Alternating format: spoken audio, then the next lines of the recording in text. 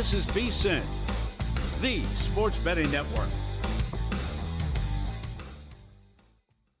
Follow the money. That's what I always say. You always follow the money. Yeah. This is Follow the Money with Mitch Moss and Paulie Howard on VSiN.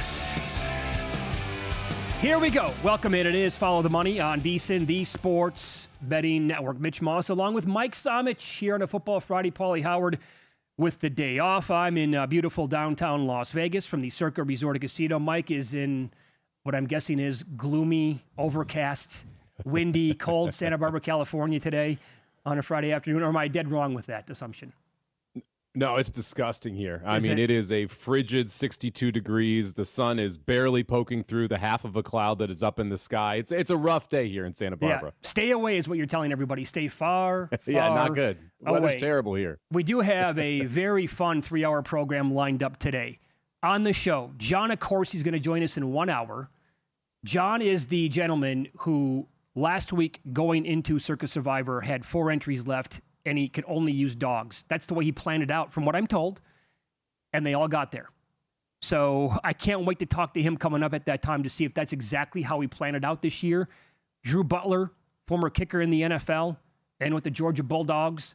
We'll talk SEC title game with him and championship game weekend, which starts tonight. Julian Edlow, DraftKings, coming up in studio a little bit later on as well. So, Mike, let's begin with what took place last night in the National Football League, and I'll raise my hand. It was a bloodbath. It was not pretty. The Dallas Cowboys, it was the second biggest bet, all told, on one game that I had this year in the NFL, and it was not good. The 3.5 on the money line as well. I have a lot of questions I want to throw at you from last night, but your observations from watching that mess from Dallas, and a good job by the Detroit Lions by taking care of business. Yeah, it was. I was a Cowboys backer as well. I had them plus 3.5. I had them on the money line too. So it wasn't a fun game for me to be able to watch. This was a coin flip masquerading around as a blowout, though. I still believe when you look at everything that went wrong for Dallas and the fact it was still a 3-point game in the fourth quarter, these two teams are relatively close. Mm-hmm. I feel a little bamboozled. I bought into this Cowboys defense being better. Yep. And the intrusive thought that came into my mind is maybe Kansas City just stinks on offense, and that's why the Cowboys defense was good last week. And so I'm kind of wondering how this shifts my thoughts on the Houston-Kansas City game as well. But this was a Cowboys team that just made mistakes that we had not seen them make. They lose the turnover battle 3-0. They have an opportunity to score going into the half and coming out of the half. They end up giving up a field goal going into the half because they couldn't retain possession and then turning the football over immediately out of the half. Everything came up roses here. You lose. Amon-Ra St. Brown looked better when he was hurt this week than he did healthy last week, and then you lose CeeDee Lamb midway through the game. It was a brutal watch as a Cowboys bettor because it felt everything that could possibly go wrong went wrong in game. Oh, it was having a bet on the Cowboys last night was not having a bet on Dallas in recent form. That was a bet on the Cowboys from earlier in the year. Sloppy, Don't know what you're going to get from Dak, but I guess you can do that. He did that same thing against the Chiefs, started off the game. Here you go. Here's an INT. And go down and score easily, but the defense was terrible last night, and so that was not good. Like, had I known the team was going to resort back to what they were like in September and October, clearly I would not have been making those bets last night. But I have a lot of questions that I want to throw at you from the game as well. First of all, what was that from George Pickens overall the entire game, and that effort when it was 44-30 and Pickens was going to him deep down the field? Where was the effort, man? And I follow a bunch of Pittsburgh media, and they were all just they could not wait to mock him last night. But the narrative was this. Every Steeler fan watching the game last night had a good chuckle knowing that George Pickens was going to show up at some point this year, and it did last night. Also, the Cowboys on 4th and 4 at the Detroit 37-yard line before halftime. Now, they're not getting stops at this point, Mike. You settled for a field goal at that point, thinking, okay, we're going to get the ball back at halftime. All we have to do here is slow down Detroit, not let them get any points. But you brought this up earlier. You left Detroit way too much time with that field goal that you put on the board to make it 17-9 rather than going for it. I didn't know about that decision. And then later on in the game, much later, when Detroit is leading 37-27, this is after Gibbs rushed in a second touchdown of the game. Dallas takes over on offense, 7+ minutes to go in the game. Eventually, Mike, they have a 1st and 10 at the Lions 18. There's 3:58 on the clock. That turns into a 4th and 3, and they're at the Detroit 11. Again, down by 10 Now, this is a person talking here who, again, had Dallas +3 and +3.5. I get it. At some point, you're going to need a field goal. But let me throw this at you. You're that far into Detroit territory, and it's a 4th and 3 at the 11-yard line. Why would you not go for it there, knowing that you're probably not going to get a stop on defense because you haven't gotten a stop pretty much the entire game when it mattered most? And I guess I can say this because I can't prove it, but I would bet on this. I think Aubrey was good from 70 last night. So why take the chip shot right there rather than go for the touchdown? But again, maybe I'm a little bit biased because I had Dallas in pocket. No, you hit the nail on the head there. It is literal, it's asinine to think that you were going to stop Detroit's offense and be able to get the football back without giving up at least a field goal in that situation. So the latter field goal that Dallas took there when they had 4th and 3 inside the Detroit 20 made absolutely no sense. You need to score a touchdown there, cut the game down to 3, and hope that you hold them to just a field goal so you can get the ball back and possibly win with a touchdown.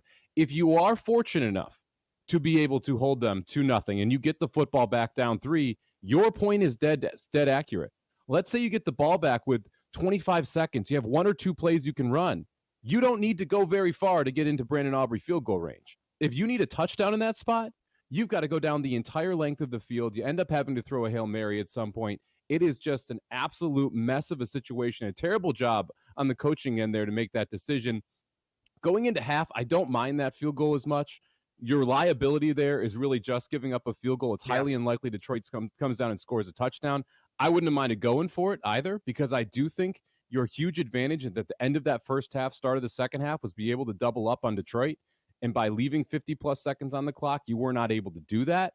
But the later field goal was an atrocious decision. You had to go try and score a touchdown there. You had to get 7. You had to cut that to 3 because the idea that you're definitely getting a stop is just crazy in my mind. And the fact that Aubrey can kick it from anywhere makes it much more likely you're able to win or tie the game if it's a 3-point game and there's sub 30 seconds left on the clock. The George Pickens thing was wildly infuriating. I understand why everybody in Pittsburgh is kind of taking their victory lap. I know this is always in him. How does it come out in this game? Why was it this game that he got triggered back into this? He is playing for a contract. People are talking about getting him huge money.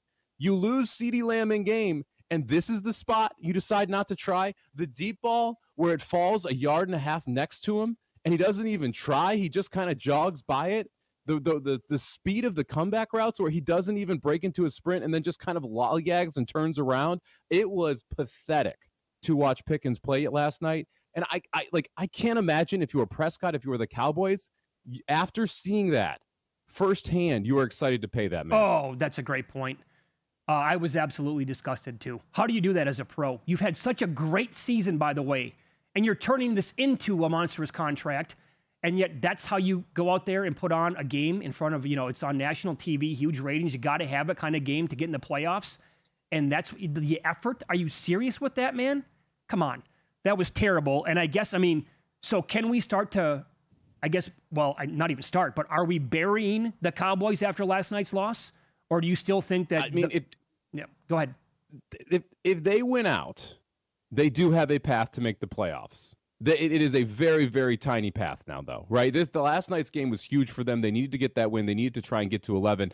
There still is a world where they can win the division. And to me, that is their path into the playoff series. They need the Eagles to come back to them. They need to end up winning 10 games, the Eagles, so they go 2-3 over the last 5 games here. And you sit in a situation where the Cowboys with 10 wins, they're 10-6-1, they get in over a 10-7 Eagles team. It's unlikely Dallas can get in with 10 wins and get a wild card. It looks like it's going to take 11, especially with the Lions getting that win last night. That bolsters them up, and now they're losing the tiebreaker to the Lions as well. It feels like it's the division or nothing for Dallas now. Yeah, I would agree. So their remaining schedule here, the look-ahead line had Dallas 7.5 against the Vikings next week. They should win that game. My God, Minnesota's quarterback situation is as bad as I've ever seen. They also host the Chargers. They're at Washington and at the Giants. In theory, there is a path, obviously, where they could win all those games. Now, as for the Lions overall, at 8-5 and behind the 49ers right now, 3 road games left. At the Rams and LA was 4.5 on the look ahead. Steelers at home, they should do whatever they want offensively. I want to say at the Vikings should be a win, but somehow this team already lost to J.J. McCarthy. At the Bears, I know they killed him earlier in the season. Bears are playing much better football. And there is this, Brian Branch now with the torn Achilles out for the rest of the year. Huge break. Awful break for the Detroit Lions on defense. Another guy going down here, Mike. Yeah, one of their most important pieces of the secondary. And we can't forget that Bears game on the road. That's going to be a cold weather Jared Goff game. And we've seen enough of a sample size that cold weather Jared Goff does not end well for this Detroit Lions team. So I almost mark that one as an L. And the question is, can you win the next 3 to get to 11?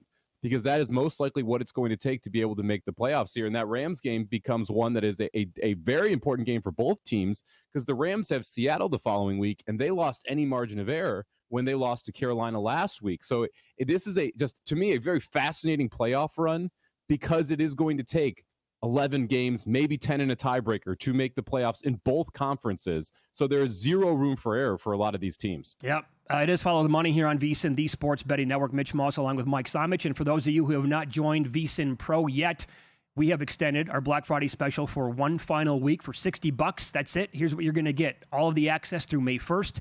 That includes daily best bets from our hosts and guests, real-time betting splits from DraftKings, Circa, and Bracco, and AI prop tools everybody's been talking about, the 24/7 video access on the VSiN Watch app, plus full coverage on every major sport now through March Madness, the NFL Draft, and the Masters. And with our college football playoffs betting guide dropping next week, the timing could not be better. The Black Friday special ends next after Sunday. Don't miss out. Go to vsin.com/subscribe to sign up now. That's vsin.com/subscribe. Up next, there is an angle this weekend that is 35-10 ATS since Christmas 2016. Find out next.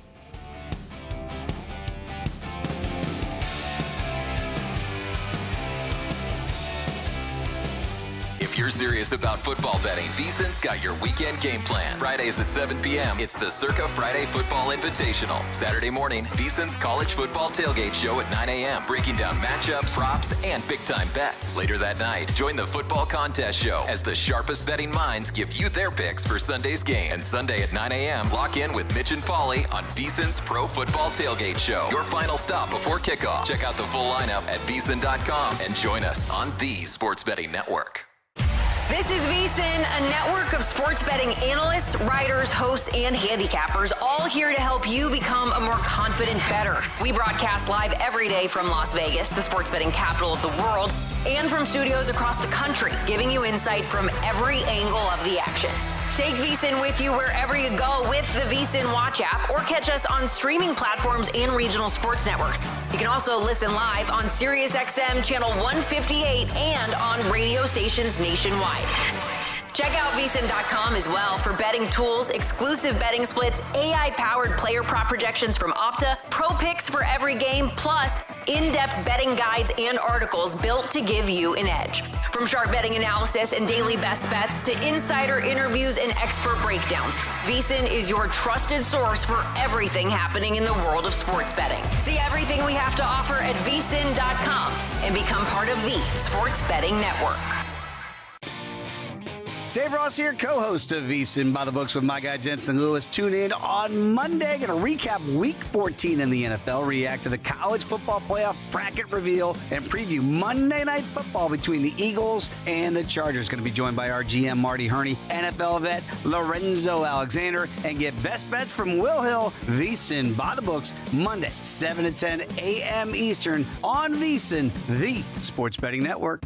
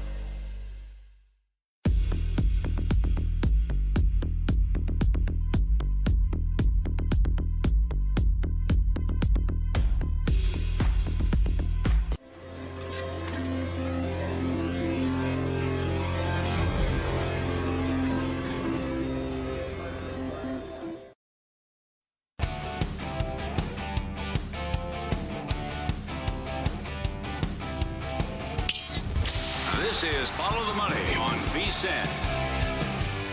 Rolling along here on a Football Friday. Mitch Moss along with Mike Somich here on Follow the Money. It's VSiN, the Sports Betting Network. Coming up in 15 minutes, we will have a strong teaser discussion for this week because there are so many teasable games. It scares the daylights out of me. But, Mike, I know that you have a great angle on it, and you love teasing games in the NFL, so we'll talk about that coming up in about 15. The games that we have on the betting board before we get to that, in general, what a game it is in the north of the NFC, and had the Lions lost the game last night, can you imagine how big this would have been moving forward for actually deciding who's going to win this bad boy? It still might, obviously, but the Bears are playing against the Packers. Packers taking money this week. I'm looking at some books, 6.5 minus 115, so trending towards going to 7 in this game. Here's my question to you, and I love this story with Chicago, and I have Ben Johnson, Coach of the Year, so I'm trying to manifest this bad boy to get there. Are they going to be able to back up that performance against Philadelphia when they took it to the Eagles? And a lot of people were saying the Philadelphia media even, and Vic Fangio admitted, I got kind of schooled there by Ben Johnson. It was like an A-plus performance. How did the Bears follow it up against Green Bay on Sunday? That's a great question because it's also on tape now, right? You put all of these different run schemes on tape. You have Fangio making those comments, setting up for this Green Bay game. You got to assume that this Packers defensive coordination staff is going to come into this game a little bit different than they may have had last week not happened there for the Bears and their dominance over the Philadelphia Eagles. What the Bears were doing so well was getting unique blockers in the way of defensive linemen, linebackers. It was motion that turned into blockers. It was unique players in the backfield that turned into blockers on places you wouldn't expect. So you were seeing a tight end in motion come across and take out an edge. And that allowed the linemen to go to the second level and to go after a linebacker. It was creating these huge holes for the Bears. You've got to think the Packers are planning for that. And the Packers' run defense has been good through the regular season. We've seen them handle the Detroit Lions run game in both matchups there. And you've got to remember this Green Bay staff has faced Ben Johnson twice a year for the last few years when he was up in Detroit. They should be more ready for the Bears rushing attack here. And to me, that means you've got to talk about Caleb Williams and what your Caleb Williams expectations are in this game, because he has just not been great. He still has the highest percentage off-target throws. If you look at completions over expectation, he is second worst in the NFL at this point. He is missing open receivers downfield. He can't do that in this game because he's going to have to go after the Packers secondary if they want to move the football effectively and consistently. So that becomes the big question for me here, Mitch, is can we see Caleb Williams kind of step up and develop in this Ben Johnson offense, or do we see him play the way we have for the last 12, 13 weeks, which is, the 15th, 16th best quarterback in the NFL? I think it's going to be the same guy that we get at Lambeau in a couple of days, and I think this is going to factor in as well. It's going to be pretty damn cold in Green Bay. We're talking about maybe 17, 18 degrees, maybe some wind. That's actually not even factoring in the wind chill for this game. And against this defense now, again, where they have, this year anyway, not every game, but the Packers have given us a couple of examples, more than that actually, throughout the year where they're like, yeah, this is a defense that we're not going to want to play in the playoffs. And, they have been getting lucky a lot. I know people don't want to hear that word, but we saw what happened with the Buffalo Bills last year when they were plus 24 in turnover differential, by far the best in the NFL. And now that's flipped this year. Oops, what does that mean? They're not running away with that division. The Bears are plus 17. Next closest plus 9. They're also number 30 in yards per play given up. So not great here with this team. And I do not like this spot at all for Caleb Williams. And I look to, tease the teaser segment that we have coming up. I'm going to have to be involved with Green Bay teasers pretty much across the board this weekend.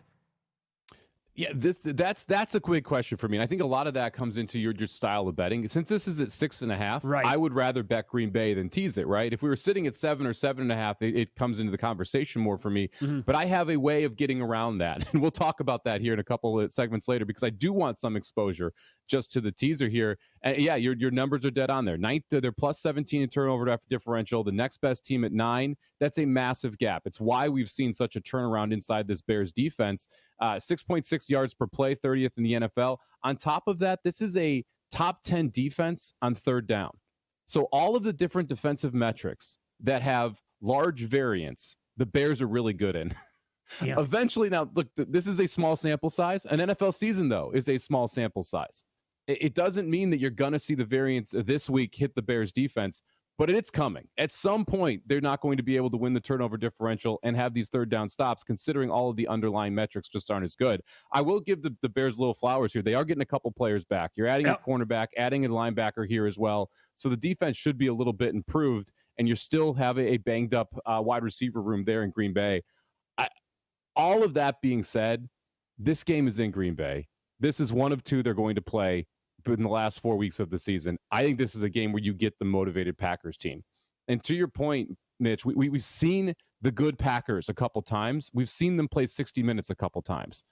Doesn't this feel like one of those games where they come out and they play the good Packers for 60 minutes? 100%. Because if that's the case, I think they take care of business here against the Bears. Yeah, I would agree. In fact, I'm actually leaning towards using them in circa millions this week, minus the points as well. And I will say this, the Opta AI stats at VSiN.com, you can get those when you become a pro subscriber, VSiN.com/subscribe. The number one receiver that they have going over this week is Rome Odunze. They have him going over his prop of 37.5 by like 25 yards. So I guess, we can assume here that Williams is going to throw for a little bit of yardage in this game. Does he get to 200? Does he get to 150? But I think, 150, 180 in that range is probably possible. Who'd you say is out? Oh, that's now fact. Okay, I missed that. All right, that's official now. Rome Odunze is not playing in this game. Wow, so that came down. All right, so scratch exactly what I was just talking about. The Opta AI stats, they have DeAndre Swift going under his prop, and they also have Kyle Monangai going under his prop as well. So they do not have either back having, back-to-back really solid weeks on the ground as they come in here fresh off that great performance against Philadelphia on Black Friday. You have been all about this Texans defense the entire year, and I think that you were calling them, if I recall, on the network, Mike, the best defense in the NFL before the start of the season. And I've been betting their unders quite a bit lately, and now they're taking on a Chiefs team that has to have this game like blood, and the Chiefs were 3 earlier in the week, now 3.5. The total is 41.5 or 42. Is that still too high in your opinion? Oh, yeah. Yeah, that's still too high. Yeah, I had this Texans team as the number one defense before the season. They have not left that spot in my defensive ratings all year long. There are very few defenses in the NFL that combine the dominant edge rushing pass rushers that we have here with the Texans, as well as an elite level secondary. And the secondary has actually gotten better in the last few weeks. I think it's been impressive what Petrie's been able to do, coming down, joining the box, playing in the run stop as well for this Texans team. But because they can rush with 4, they cover with 7, and you've got elite level cover guys too. I mean, you have Stingley out there as a number 1 cornerback. You've got 2 very good safeties. Your number 2 cornerback, not bad at all. Like you have decent pieces here across the board for the Texans on top of the elite stars that they have. And if you go back and you look, okay, when have the Kansas City Chiefs really struggled? It's when you have a front 4 that can get home with the 7 that can cover behind. And that is exactly what the Texans offer here. We saw it in the 2 Super Bowls they lost against the Bucs and against the Eagles. We saw it earlier this year against the Broncos. If the front 4 gets home, it's a problem. This is a Chiefs offensive line that is going to have 1 starter from the start of the year. They lost 3 starting offensive linemen, and now you get the Texans.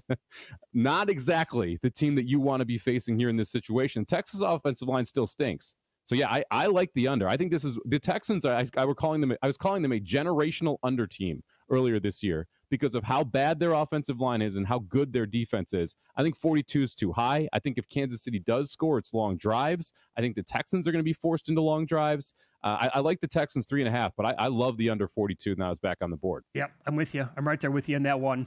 I think the Texans are good enough to win this game outright, and I think the last team that I want to see if I'm an opposing team in the AFC. I do not want to see this Texans team in the playoffs. We can expand on the game coming up. I wanted to pay off the tees here because it involves Cincinnati and Buffalo. Pretty good chance for snow in this game. Temperature is going to be around 30 degrees. This is from Steve Makinen, VSiN.com. There's a lot to this, but I wanted to point it out. In post-Thanksgiving Day games, when there is a win advantage that same year of at least 4 season wins for the home team. So the Bills have 4 more wins than the Bengals this year, and they're favored, but not more than 7 points. In this game, they're favored by 6. Teams at home in this spot are 40-6 straight up, 35-10 ATS. That goes back to Christmas 2016. And teams in this spot are also riding a 15-game straight up and ATS winning streak. I know some people will say trends don't pay their rent. I understand that. But that's pretty astonishing when you look at that. And this is, I guess, kind of point spread is telling you that, well, it's the Bengals. Joe Burrow's back. They just beat the Ravens, so it can't be much higher than this. But more on that game, more on Texans-Chiefs, and we're going to get into teasers coming up next. There are so many games this week that fit the bill, but it can't be this easy, can it? We will discuss next on VSiN.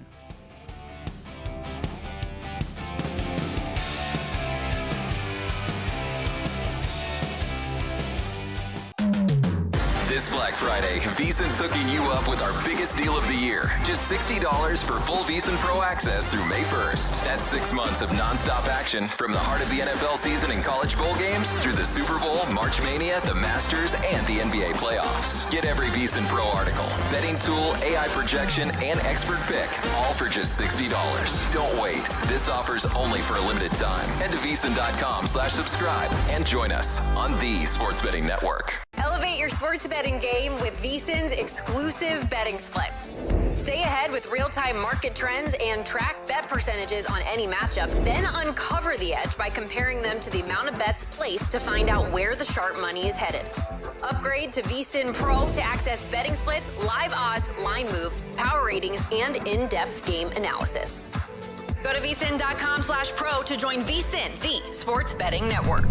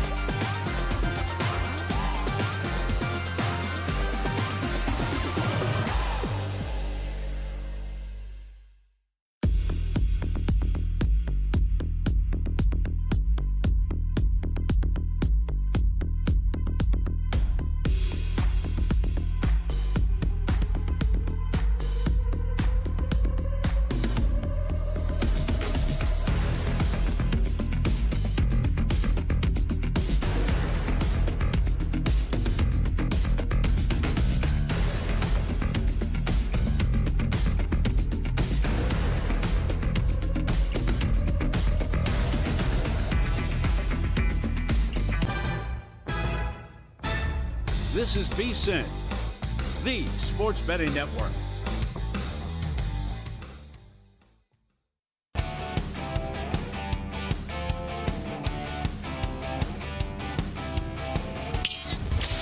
This is Follow the Money on VSiN. Good to have you on board today. Thanks for watching on YouTube TV, listening on Sirius XM channel 158, iHeartRadio, TuneIn Radio, or any of our great affiliates across the country. Mitch Moss along with Mike Somich. Paulie is out for today. So on the betting board in Week 14, it just so happens that almost every game just jumps off the screen like, hey, bet me, tease me down, or tease me up.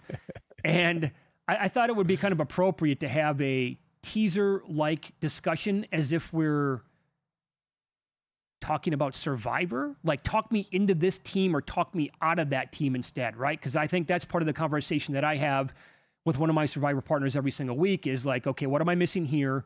Or talk me off this team. So we can run down all the candidates now, and you have these ranked. So we can begin with your highest power-rated teaser teams for Week 14, Mike, and it's Denver. And again, part of it, and you can explain this though, is getting the number down in that spot where you want it, but Denver minus 1.5 as they play out here in Las Vegas against the Raiders.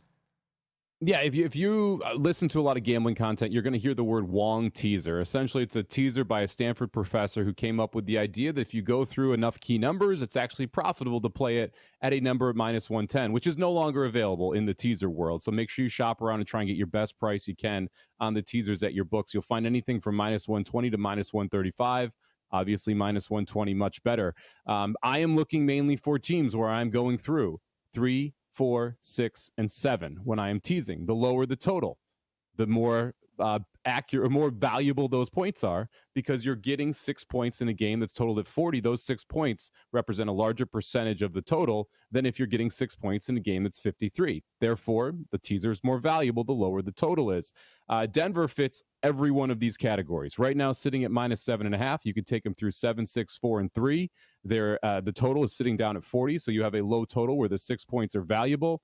You have a defense that should be able to absolutely obliterate the offensive line for the Raiders here. They've given up 10 and 5 sacks in the previous 2 games. Now you face the number 1 pressure rate team in the NFL. This one, to me, is the creme de la creme, the chef's kiss of the teaser choices this week. So let me try to talk you out of this for 2 seconds, and I don't really even have a great case, but again, I think that should be part of the conversation here. The Raiders, obviously, I would think they're right there with the Titans, power rated right now as the worst 2 teams in the entire league. 5 games to go. Denver at Philly at Houston. Ugh. The Giants and the Chiefs at home. So they're going to lose out, or maybe one more win, I think, is probably the most likely scenario here. But against like a division rival at home, and I know they have the Chiefs in Week 18, and that game might not mean anything to Kansas City, though. This game means a lot to Denver, obviously, for like the division, and also, more importantly, I think the 1 seed. Is there any way, like in this spot, the Raiders just, okay, this is it. This is our Super Bowl for the year. They put everything imaginable into this game, and that's where it's going to turn into a sweat, and they might be live actually at the end. Sure. I mean, it's possible. Or are they not good enough? Like this. It feels like this Raiders team quit 3 weeks ago. Yeah, like, I know. It feels like we've already passed that we've had our Super Bowl moment. And now we're sitting in a situation where, like, we just want this season to be over. We want Carroll to be gone. We need a new quarterback. Let's just hit the hard reset here. And it's got to be, at the same time, a little, like, it's got to be rough as an NFL player. You're playing in your home stadium. There's going to be more Broncos fans than Raiders fans there this week. You don't even have a home field advantage here, and you're a putrid team who secretly wants to lose football games so you can get a better draft pick.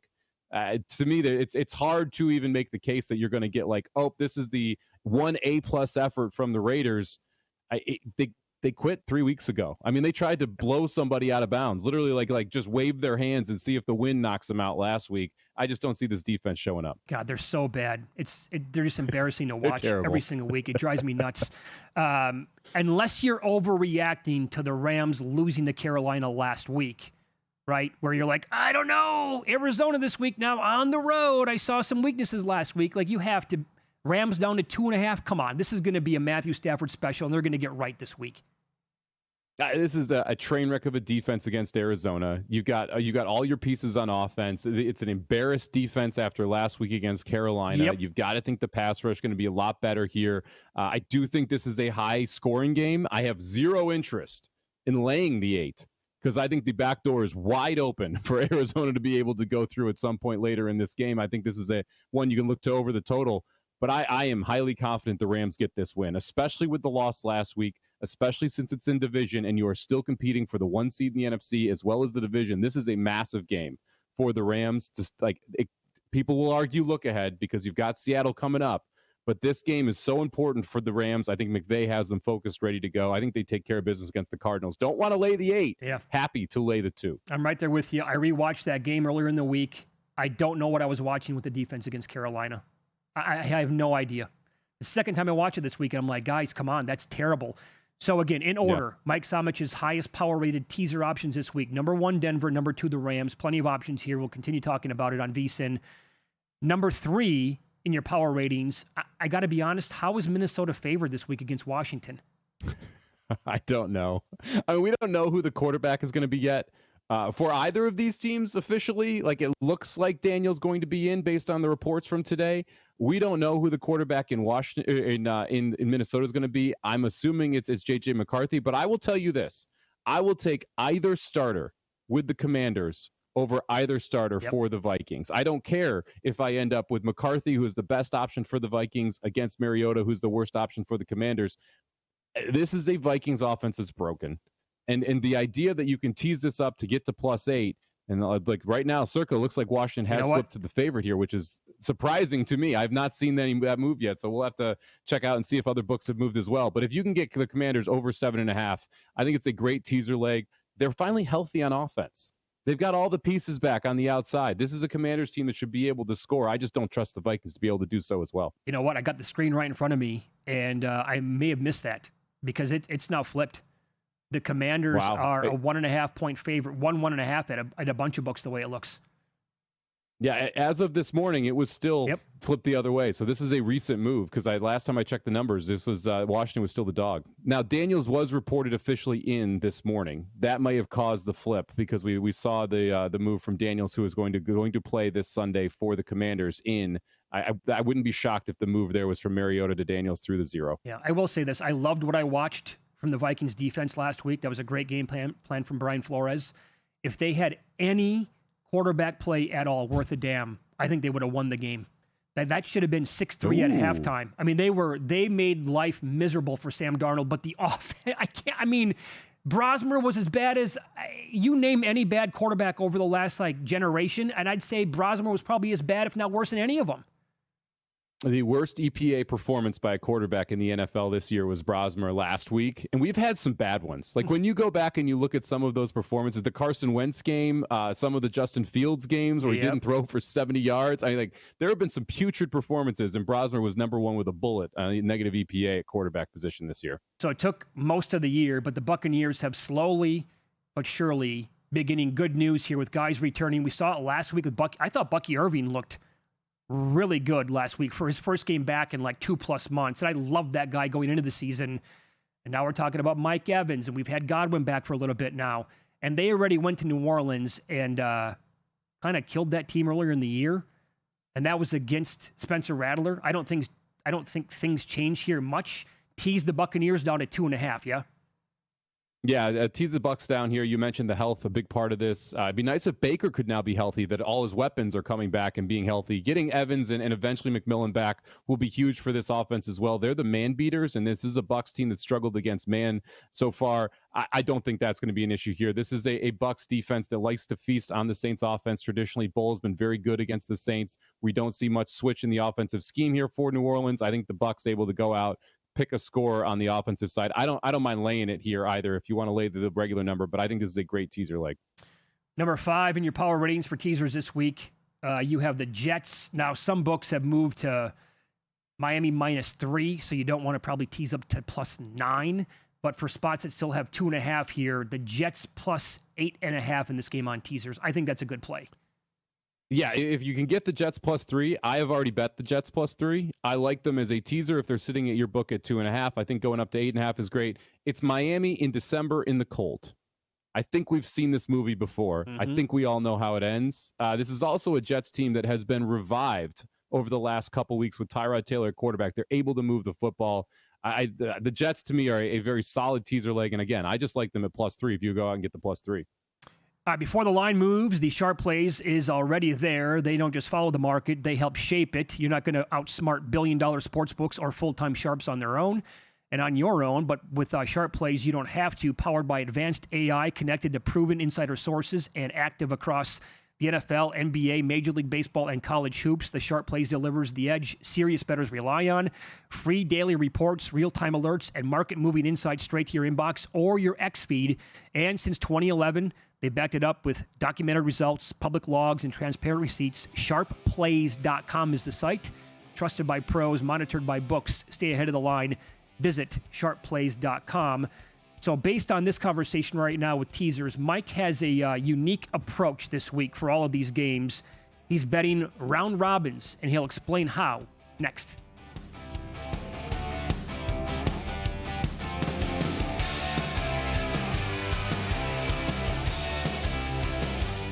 VSiN's player prop projection tool is now available for the NBA. Get projections for points, assists, rebounds, and more powered by Opta AI. On VSiN.com/NBA props, we line up our projections against the latest DraftKings odds so you can quickly spot mismatches and find value before the market adjusts. The NBA player prop projections tool is available exclusively to VSiN Pro subscribers. Check it out now at VSiN.com/NBA props and join us on the Sports Betting Network. Check out Stormy and JVT on Money Moves, only on VSiN. And maybe that's why they wouldn't, because they're the Giants and they don't do things that make sense. Out of all these divisions, this is the one that I am the most curious about because I do think there are positive signs for the Bears. They'll take you on a fun, fast-paced journey, weaving in everything you need to know to make an educated bet, while also not shying away from the excitement of a same-game parlay sweat. Money Moves, weekdays at 2 p.m. Eastern on VSiN, the Sports Betting Network.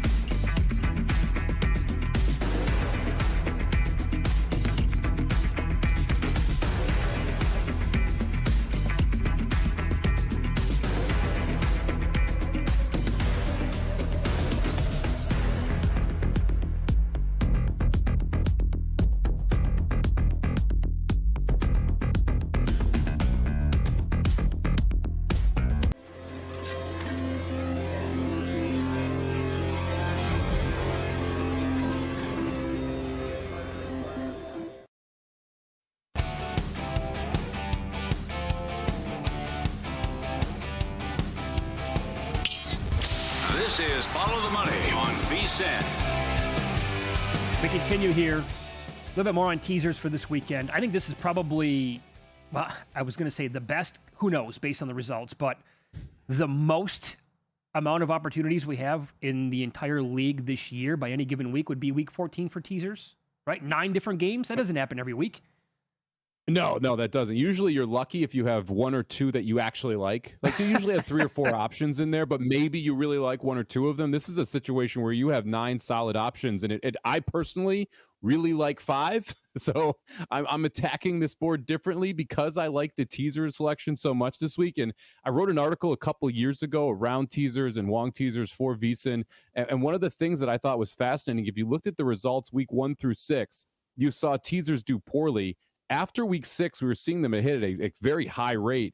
It makes sense when you think about it, though, because we don't know a lot about these teams week 1 through 6. A lot of priors still involved in your numbers. If you look at even Survivor last year and how chaotic it was early in the season, once we get to the later part of the season, we know more about what these teams actually are. And now in week 14, it feels like it's a great shot to be able to play some of these teasers. So I'm going to kind of be a little more creative here. I'm going to go with round robins to try and maximize the value of the teasers here. I usually set aside a certain amount that I bet on teasers. I'm going to kind of come up with an overall budget I want to play this week, and I'm going to play some 2, 3, 4, and 5 leg round robin teasers here, where I can essentially get the 5 games that I like the most. I can put those in a 5 and down to 2 teaser level, and that's going to be the Broncos 1.5, the Rams 2.5, the Commanders +8, the Bucks 2.5, and then I'm going to have the Jags +7.5 as the 5th leg of that teaser set. And then I'm going to take the other games, and I'm going to take my top plays, which are specifically here, the Broncos, the Rams, and now the Commanders are out. So it'll just be the Broncos and the Rams. And I'm going to put them in 3 legs with Seattle. I'm going to put them in 3 legs with the Packers. I'm going to actually leave the Chargers out because I like the Eagles in that game. But I'm going to use 8 of these 9 games in some version of teasers and essentially create a different level of risk for myself in each one of these games and stagger it from that first level game down to the 8th game that I want to play this week. So for people maybe new to the show, new to betting overall, a round robin, they're like, that sounds fun. What is that? So when Mike's talking about putting in a 5-team teaser round robin, right? So all those teams that he just mentioned, he's going to get down to those numbers or up to those numbers. And then so he's going to go, so you're going to do 2s, 3s, 4s, and 5s on the same one? Yes, on the 5-teamer, which is the 5 that I like the most, I'll do 2s, 3s, 4s, and 5s. So that means that if only 2 get there, then, right, those 2 will pay off into one parlay. If 3 get there, then the 2s will pay off, meaning A, B, A and C, and then B and C when you look at it from 5 different bets. And then you're going to get the A, B, C bet on there as well. And then so on and so forth. With 4 teams coming in, then you're going to have all the 3s that are going to cash with their variations and also the 2s as well. So it can multiply quickly, but it's a very fun way to approach something like this. I love the idea. Yeah, it can be very fun or very painful, depending on how it goes, right? Because like you do have all of these combinations. You have 20 different combinations of 2-team teasers in a 5-team round robin. So you need to be able to get, if you win 4 of those, you're going to be very, very profitable because you're going to get through all those 2s. You're going to get through two 3s. You're going to get through a 4. That's where you're going to really be able to start making money. I don't recommend betting round robin bets unless it's a specific situation like this where you have a week where you really like teasers and you want to attack them. Generally, if I'm going to play teasers in round robins, I won't go above 3. This is just a unique week for me where I want some exposure to 4 and 5, considering how much I like these teaser legs. Yeah. I'll tell you one fun way that I like to approach round robins as well. Again, it's not every week. In fact, it's like every blue moon.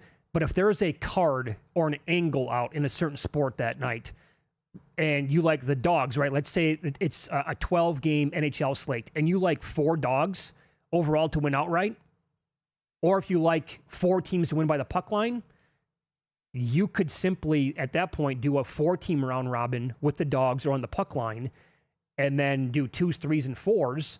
And if 3 get there, it's a hell of a night. If 4 get there, my God, Yahtzee. It's a great night. So that's the way that because you don't want to do this with like a money line parlay on teams that are laying -250 or -175. That doesn't make sense to me. But I think with the dog angle, that would be one approach. And I also like what you said then. So you're going to take that with the top 5 teams that you have. But then you're going to combine your top two, again, Broncos, Rams, and Seattle on a 3-teamer, and then Broncos, Rams, and Packers on another 3-teamer. And that's because Seattle, again, they're favored by 7. It's not 7.5, so you're not going below 7 and below 3. And with the Packers, they're at 6.5, so you're only going to go down below 3. You want to go down or above 2 different numbers on a teaser. That's what makes it such a tantalizing bet, and over the years, profitable as well.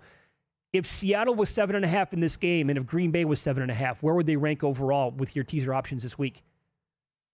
They would. So Seattle would jump up quite a bit. Yeah. Seattle would probably jump above the Bucs to that 4 slot. The Packers would probably still be 6 or 7, simply because I think there's a higher variance with the Bears. Like maybe I'm wrong.